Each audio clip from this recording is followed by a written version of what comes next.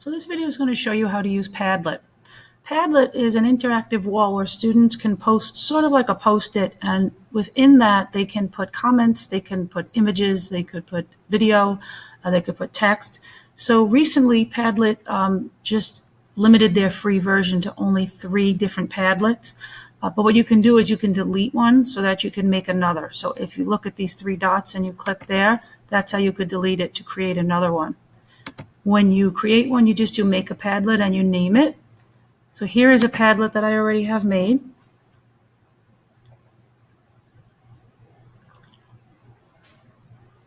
And if you want to share a Padlet with your students, they don't even need to create an account. You just share the link and they can write on the Padlet. They only need an account if you want them to create their own. So here's a Padlet that I used with students where they posted their presentations, their final presentations, and they looked at them and commented on each one of them.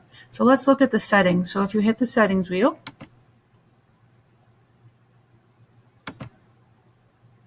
the 3 dots,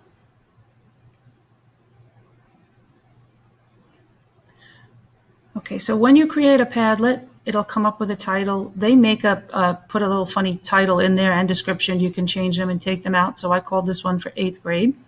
And then there's different wallpapers. If you hit more, there's lots of different backgrounds that you can get depending on your project to change it to. Okay, if you go back out with the arrow, you'll see that the next one is the theme. So if you want it light or dark, you can do that. And there's a couple of different fonts here. Not a lot of choices, but a few. You can also put an icon. So this is the icon that I chose. You can see a computer. It's right there. And when you're posting, okay, you can have it so that the author's name is automatically at the top. You can have it set so that when somebody adds a new post, it's first, so that it would be here instead of at the bottom. You can have a profanity filter so that it finds any bad words, it'll change it immediately.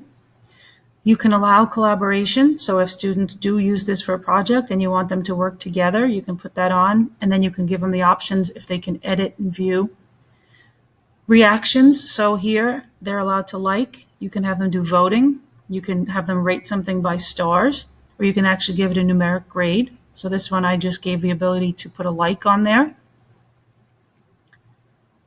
And this is the actual link. So this entire link is what you send. You can put it in Classroom or anywhere that they can click on it, and then they can be directed right here. Okay, there's a couple of other options.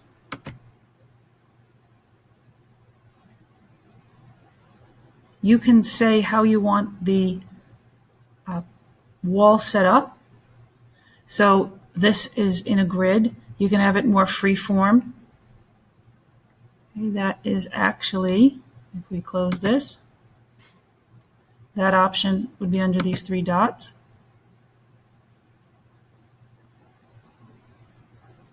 Okay, and change format. So these are the different options that you have. So if you want this to look more like a stream, like from Facebook or for a blog, you can click stream and it'll change how it looks. So now instead of having that grid where they were posted all over, you can have it posted and it'll come up in a minute. It's just kind of slow.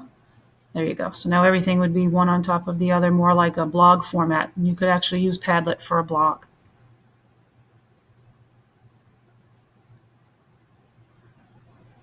Okay. And to post on the wall, you can double click anywhere and it'll put a new post on it. Or you can click this plus sign at the bottom. Okay, so that was my double click. So you put in a title, they can write something, okay, and then they could attach different items. So they can attach a link, they can attach a picture, they can attach a link to a video, or so can you. So you can send this as a do now. These are all the different things that you can upload.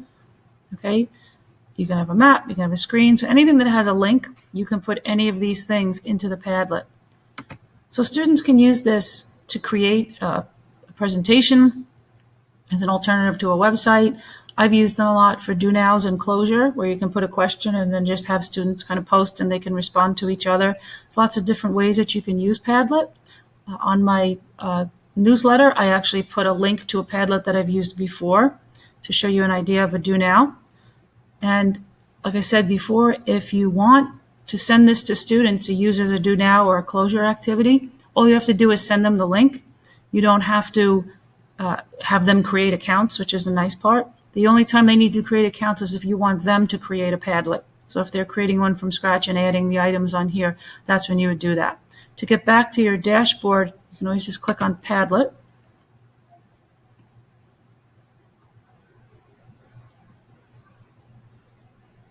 And this is where the Padlets that you create are.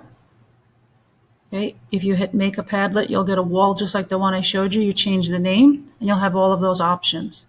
Okay. To join a Padlet, you could do it with a code, but if you're sending it to students, just give them that link, and it'll direct them directly to the Padlet. They won't have to create an account. They'll go right to that page, and they can start posting. If you have any questions, don't hesitate to ask me.